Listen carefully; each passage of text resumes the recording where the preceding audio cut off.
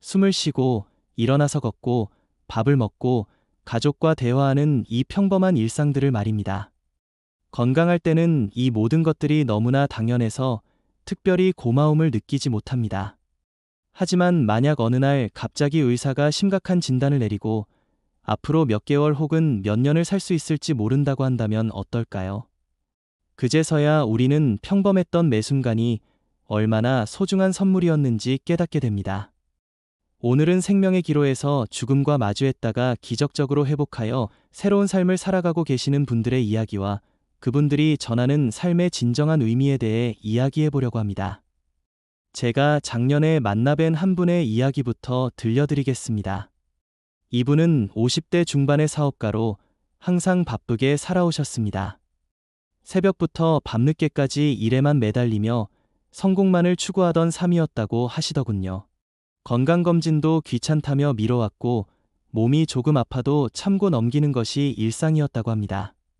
그런데 어느 날 갑자기 극심한 복통으로 응급실에 실려갔고 검사 결과 췌장암 말기라는 청천벽력 같은 진단을 받으셨다고 합니다. 의사는 남은 시간이 길지 않다고 했고 수술도 어려운 상황이라고 했습니다. 그 순간의 충격과 절망감을 지금도 생생히 기억하신다고 하시더군요. 지금까지 열심히 일해서 모은 재산도 쌓아 올린 사업도 계획하고 있던 미래의 모든 것들이 한순간에 무의미해졌다는 것입니다. 무엇보다 가족들에게 미안한 마음이 가장 컸다고 하셨습니다. 그동안 일에만 빠져서 가족들과 제대로 시간을 보내지 못했는데 이제야 그들의 소중함을 깨닫게 되었지만 이미 너무 늦었다는 생각에 눈물이 멈추지 않았다고 합니다.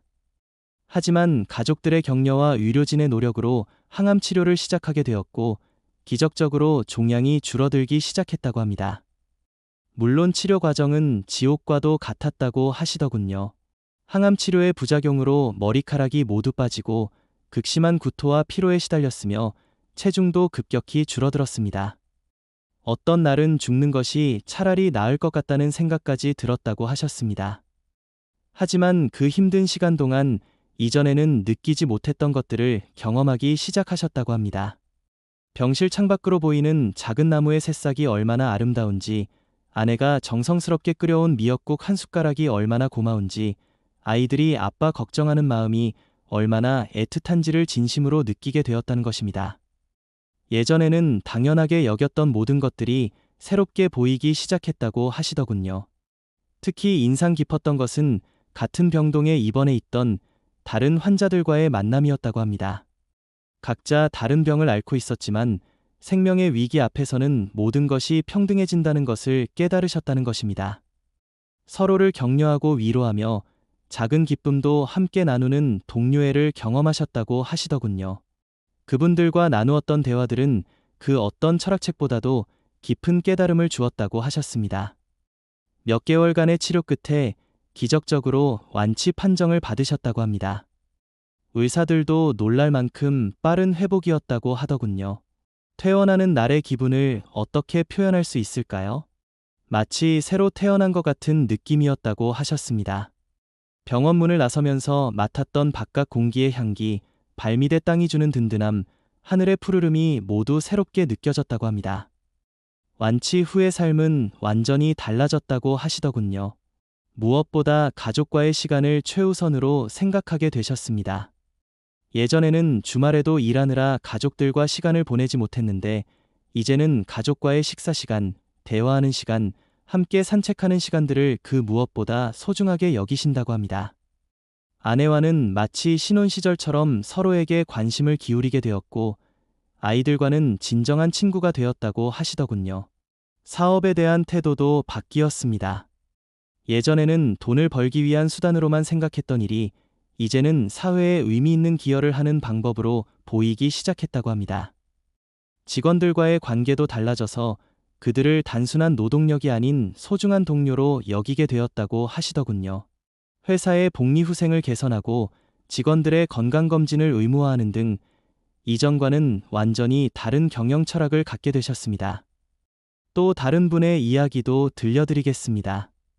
이분은 60대 초반의 여성분으로 유방암을 앓으셨다고 합니다. 평생 건강하게 살아오셨기 때문에 암 진단을 받았을 때의 충격은 말로 표현할 수 없었다고 하시더군요.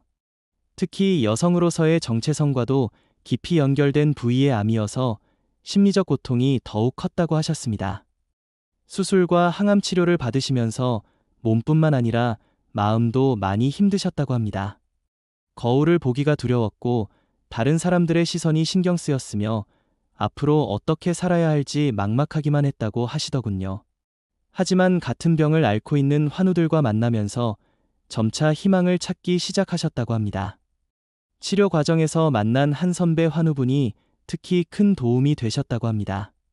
그분은 이미 완치된 지 10년이 넘으셨는데 새로 진단받은 환자들을 돕는 봉사활동을 하고 계셨다고 하더군요. 그분을 통해 암은 끝이 아니라 새로운 시작이 될 수 있다는 것을 깨닫게 되셨다고 합니다. 또한 병을 앓으면서 진정으로 소중한 것이 무엇인지 깨닫게 된다는 말씀이 큰 위로가 되었다고 하셨습니다.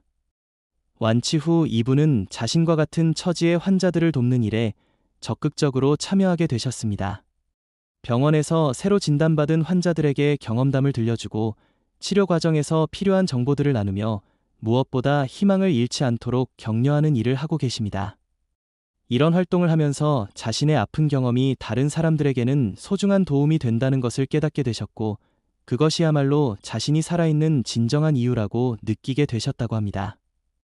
이분께서 특히 강조하신 것은 작은 것에 대한 감사함이었습니다. 아침에 눈을 뜨는 것, 맛있게 식사하는 것, 친구와 수다를 떨 수 있는 것, 손자와 함께 놀아줄 수 있는 것 등 일상의 모든 순간들이 기적이라고 생각하신다고 하더군요. 예전에는 없는 것, 부족한 것에만 집중했다면 이제는 있는 것, 주어진 것에 감사하는 마음을 갖게 되셨다고 합니다. 큰 병을 이겨낸 분들의 공통점 중 하나는 시간에 대한 인식이 완전히 바뀐다는 것입니다. 예전에는 시간이 무한히 있는 것처럼 생각하며 미루기 일쑤였지만 생명의 유한함을 깨달은 후에는 매 순간을 소중하게 여기게 됩니다.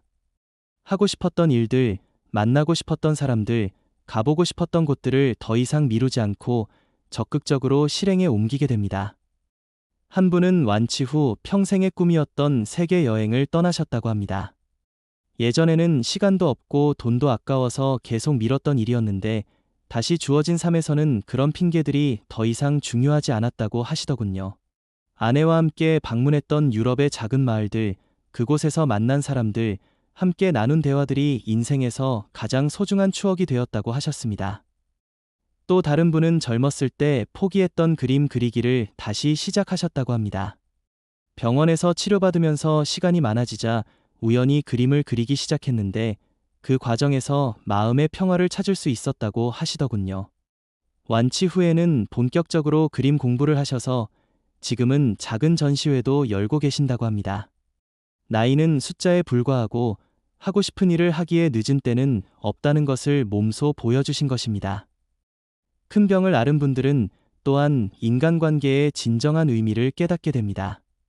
위기의 순간에 곁을 지켜준 사람들의 소중함을 뼈저리게 느끼게 되고 반대로 형식적이고 이해관계에만 얽힌 관계들은 자연스럽게 정리하게 됩니다. 진짜 친구가 누구인지, 진정으로 사랑하는 사람이 누구인지 명확해지는 것입니다. 한 분은 병을 앓으면서 몇십 년 만에 오랜 친구들과 연락을 다시 하게 되었다고 합니다. 바쁘다는 핑계로 소원해졌던 관계들을 회복하는 계기가 되었다는 것입니다.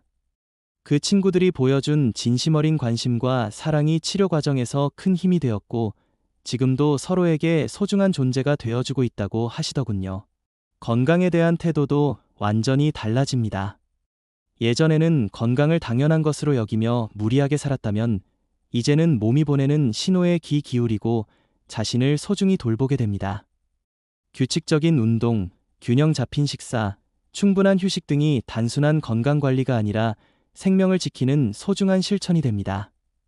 어떤 분은 완치 후 매일 아침 명상 시간을 갖는다고 하셨습니다. 조용히 앉아서 자신의 몸과 마음 상태를 점검하고 하루를 시작할 수 있음에 감사하는 시간이라고 하시더군요. 이런 시간을 통해 내면의 평화를 유지하고 스트레스를 건전하게 관리할 수 있게 되었다고 합니다. 음식에 대한 인식도 바뀝니다. 예전에는 빨리빨리 때우는 식사가 일상이었다면 이제는 한 끼 한 끼를 정성스럽게 준비하고